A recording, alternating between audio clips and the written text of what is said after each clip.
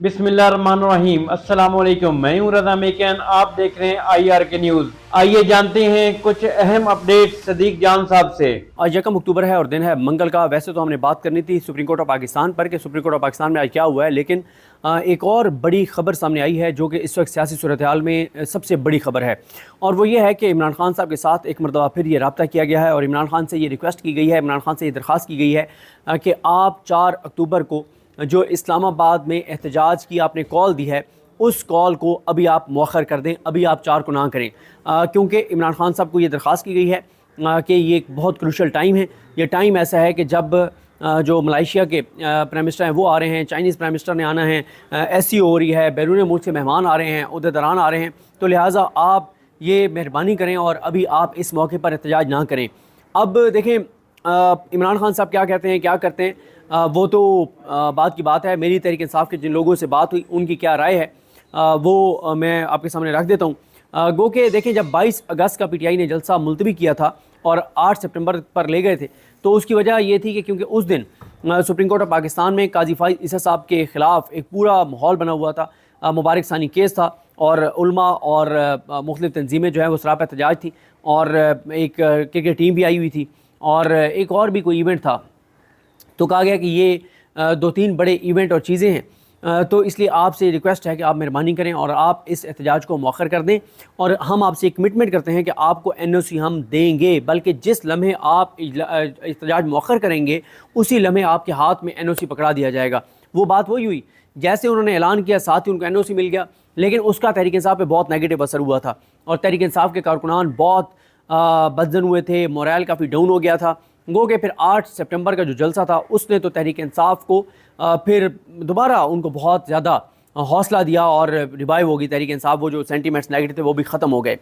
लेकिन उसमें भी 8 सितंबर के एहतजाज में ये हुआ था, जो 8 सितंबर का जलसा उसमें ये हुआ था कि संगजानी में जगह दी गई, सिर्फ एक रोड खुला रखा गया, पूरा इस्लामाबाद रावलपिंडी सील कर दिया गया और एक एक करके गाड़ी जाने दी गई, और मतलब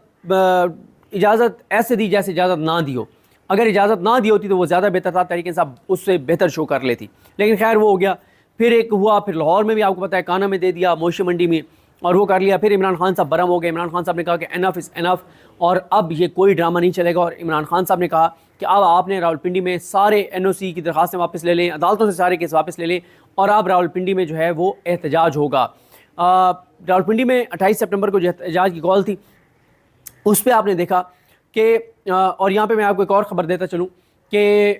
इमरान खान साहब ने जो है वो एक रिपोर्ट मांग ली है, और ये रिपोर्ट उन्होंने पार्टी को कहा है कि ये रिपोर्ट तैयार करके लाएं कि रावलपिंडी डिवीज़न ख़ास तौर पे और बाकी भी रावलपिंडी डिवीज़न और ये पूरा ये जो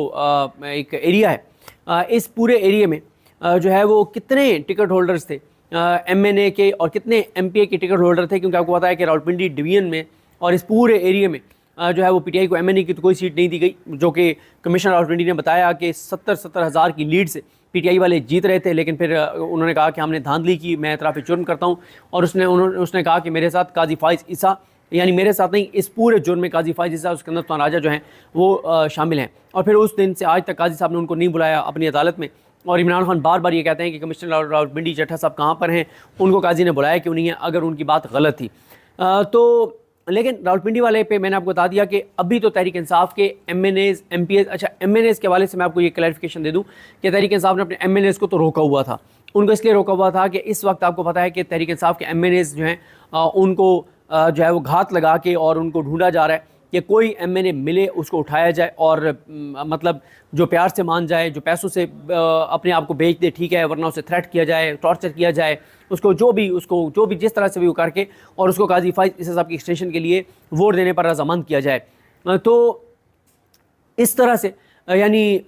इसलिए MNAs का तो उन्होंने मना किया हुआ है, लेकिन बाकी जो PTI के टिकट होल्डर्स हैं वो हमें शहरयार रियाज नज़र आए, एक वो इसमाबी तायर नज़र आई, और होंगे शायद बहुत से लोग, लेकिन मैं तो उन 2 की बात कर रहा हूँ जो बहुत प्रोमिनेंट थे। तो इसलिए इमरान खान साहब के पास ये इतला गई है कि हमारे जो टिकट होल्डर्स थे MNA के MPA के, वो रावलपिंडी डिवीज़न के इस पूरे खित्ते के, वो उस तरह से एक्टिव नहीं थे, वो उस तरह से सामने नहीं आए और वो उस तरह से नहीं निकले, और इमरान खान साहब को ये बताया गया है कि वो लोग जो हैं तो वो अली अमीन गंडापुर का इंतजार कर रहे थे कि अली अमीन गंडापुर जैसे इस्लामाबाद में दाखिल होगा तो हम बाहर निकलेंगे, लाला लाला शाबा शाबा फाड़ लो, ओ ये हो गया वो हो गया, और पूरा माहौल होगा उस वक्त। और अली अमीन गंडापुर तो जब पहुँचे वहाँ पे तो उसका कॉल ऑफ कर दिया बैरिस्टर गौहर साहब ने और पार्टी ने। तो उस पर भी इमरान खान साहब का आप सुन ही चुके हैं कि जितने इमरान खान साहब बरहम हैं। तो अब पीटीआई के अंदर ना इस वक्त दो मेरी जिन लोगों से बात हुई, मैंने कहा जी ये है, तो उन्होंने कहा जी दोनों साइडों के अपने अपने, वो कहते हैं जी ज़ाहिर है मेन फैसला तो इमरान खान साहब ने करना है, लेकिन अक्सरियत का तहरीक इंसाफ में ख्याल ये है कि हमने पहले भी 22 अगस्त वाला जो एहतजाज था, जो जलसा था, वो मुलतवी करके गलत किया था और उस वक्त हुकूमत फंसी हुई थी और अगर हम आ जाते तो काफ़ी दबाव बढ़ जाता। अब वो कहते हैं कि अगर हम एक हफ़्ते के लिए अपनी कॉल को आगे ले जाते हैं तो इसी एक हफ़्ते में ही काजी फायज़ ईसा साहब की एक्सटेंशन के लिए आईनी तरामीम करवा ली जाएंगी, मिलिट्री कोर्ट्स आ जाएंगी और सुप्रीम कोर्ट ख़त्म हो जाएगी, अपना फेडरल कॉन्स्टिट्यूशनल कोर्ट बन जाएगी, सब कुछ ही हमारे हाथ से निकल जाएगा। तो हमें ये बात नहीं माननी चाहिए। और उनका ये भी आर्गूमेंट है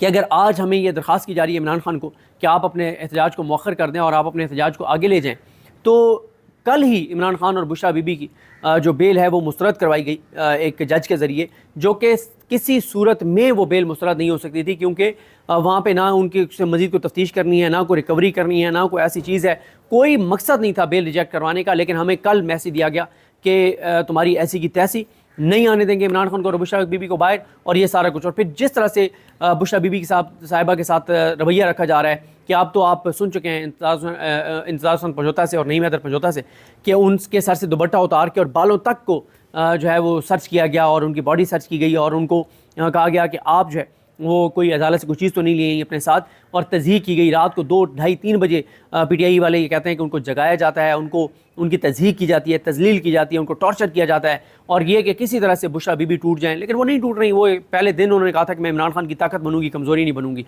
और जो है वो पूरी तरह से डट के और इमरान खान के साथ खड़ी हुई हैं, और किसी सूरत उनको ये निज़ाम कमज़ोर नहीं कर पा रहा तमाम तकालीफ देने के बावजूद। फिर एक उसमें यह भी होता है कि बुशरा बीबी को तकलीफ़ देंगे तो इमरान खान साहब की, क्योंकि उनके साथ जज्बाती वाबस्तगी है, तो शायद इमरान खान साहब टूट जाएँ। तो ये दोनों चीज़ें जो हैं वो नहीं हो रही। तो उनका ये जो पीटीआई के लोगों से मेरी बात हुई, वो ये कहते हैं कि एक तरफ तो बुशरा बीबी के साथ जो कुछ किया जा रहा है, खान साहब के साथ जो किया जा रहा है, और जब से ये गफूर अंजुम नए सुप्रिटेंडेंट आए हैं, उनके ऊपर तहरीक इंसाफ के बहुत इल्ज़ामात हैं कि वो बहुत ज़्यादा ऐसे इक़दाम कर रहे हैं जिसका मकसद इमरान खान साहब को बहुत तकलीफ़ देना है, बहुत अजियत देना है। तो वो कहते हैं कि एक तरफ ये सारा कुछ हो रहा है तो हम क्यों ये चीज़ करें कि हम जो है इनको एक ब्रीथिंग स्पेस दें। और बल्कि एक पीटीआई के रहनुमा ने तो मुझे कहा कि ये उसी तरह से है जैसे जो दहशतगर्द होते हैं, आप उन दहशतगर्दों से जब मुज़ाकरात कर रहे होते हैं, बातचीत कर रहे होते हैं और सीज़ फायर करते हैं उनके साथ, तो होता यह है कि उनको जब टाइम मिलता है दहशतगर्दों को, तो वो अपने आप को रीऑर्गेनाइज़ करते हैं, दोबारा गेन करते हैं, तैयार करते हैं, और फिर वो ज़्यादा ताकत के साथ आपके ऊपर हमलावर होते हैं। तो कहते हैं कि इस हुकूमत को अगर हमने टाइम दिया तो ये टाइम देना हमारी बहुत बड़ी हमाकत होगी, क्योंकि फैसला इमरान खान साहब ने करना है। चंद लोग हैं जिनका ये कहना है कि देखें, अगर तो हमें कुछ ये गारंटीज़ दी जाती हैं और हमें ये गारंटी दी जाती है कि आईनी तरमीम हम नहीं करवाएंगे इस दौरान, और हमें ये गारंटी दी जाती है कि काजी फायज़ ईसा नहीं होगा, और हमारे ख़िलाफ़ जिस तरह से अदालतों में एक वो है मतलब मुदाखलत है, ये नहीं होगी, तो वो कहते हैं कि फिर चलें, ये बात समझ आती है कि हम थोड़ा सा इसको मौखर कर दें। लेकिन वो कहते हैं कि हमें फिर भी अपने मतलब तैयार भरपूर रहना पड़ेगा कि अगर ये आईनी तरमीम की तरफ जाते हैं तो हमें फ़ौरन जो है वो हमें निकलना होगा, और ये सब कुछ जो है इसको ताकत से इसका रास्ता रोकना होगा। और हुकूमत के बारे में उन्हीं का ही कहना था, जो मेरे सोर्स हैं, कि ये लातों के भूत जो हैं वो बातों से नहीं मानते, और इसलिए हमें जो है वो चौकन्ना रहना होगा और हमें अलर्ट रहना होगा। तो नाज़रीन, ये थी आज की अहम अपडेट्स जो आपने जानी सदीक जान की ज़बानी। इसी के साथ अपने मेज़बान रज़ा मेकन को इजाज़त दीजिए। अल्लाह हाफ़िज़। पाकिस्तान जिंदाबाद।